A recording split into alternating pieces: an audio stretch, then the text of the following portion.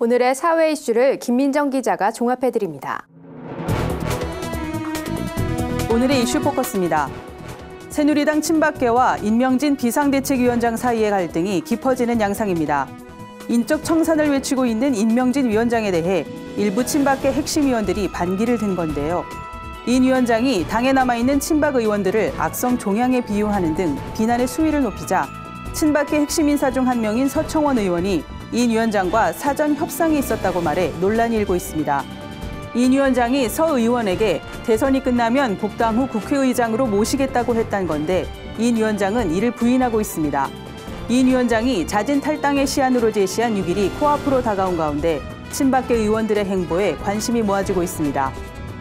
북한에 대한 우리 정부의 제재 방침은 올해도 계속될 전망입니다. 홍영표 통일부 장관은 강력한 제재로 북한의 비핵화를 압박하면서 인권 증진, 민생 개선 등 다양한 정책 수단을 연계해 평화 통일의 기반을 구축하겠다고 밝혔습니다. 단, 비핵화에 기여하는 남북 대화는 얼마든지 가능하다는 입장입니다. 대북 인도적 지원과 관련해선 필요성과 시급성, 투명성 등을 고려해 국제기구를 통한 지원과 민간단체 지원 허용 등을 검토한다는 방침입니다.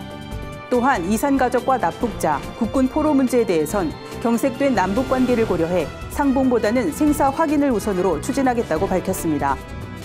최순실 사태, 미국 금리 인상 등의 영향으로 소비 투자 심리가 크게 위축되고 있습니다. 통계청에 따르면 지난해 11월 음식점과 주점업의 판매 지수가 1년 4개월 만에 마이너스로 돌아섰습니다. 종사자 수도 이전보다 많이 줄어든 것으로 나타났는데요. 김영란법으로 인한 타격이 상당하다는 분석입니다. 실제로 식품 접객업과 유통업, 화훼업체의 40.5%가 법 시행 이후 매출이 감소했다는 결과가 나오기도 했는데요. 정부는 조만간 김영란법의 성과와 영향을 점검하고 농축수산물 등을 중심으로 한 소비 촉진 방안을 마련할 계획입니다. 고병원성 조류 인플루엔자, AI의 확산 여파가 설 연휴에까지 미치고 있습니다. AI의 확산을 막기 위한 이동 제한 조치 때문에 가금류 농가 농민들의 발이 꽁꽁 묶였고 금방 지급될 줄 알았던 생계 지원 자금도 깜깜무소식입니다. 때문에 돌아오는 설 연휴를 어떻게 보내야 할지 막막하기만 한 상황인데요.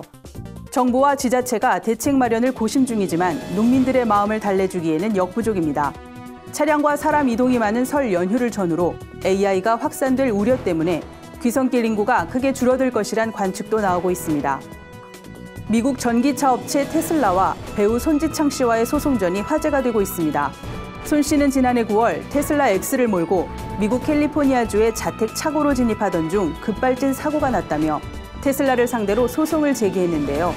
미국 도로교통안전국에 사고에 대한 공개 조사를 요구할 것으로 알려졌습니다. 테슬라 측은 차량 결함이 없다고 주장하고 있고 손 씨는 억울함을 풀기 위해 끝까지 가겠다는 입장입니다. 특히 손 씨는 테슬라 측과 주고받은 메일도 모두 공개할 의사가 있다고 밝혀 향후 추이에 관심이 쏠립니다. 구티비 뉴스 김민정입니다.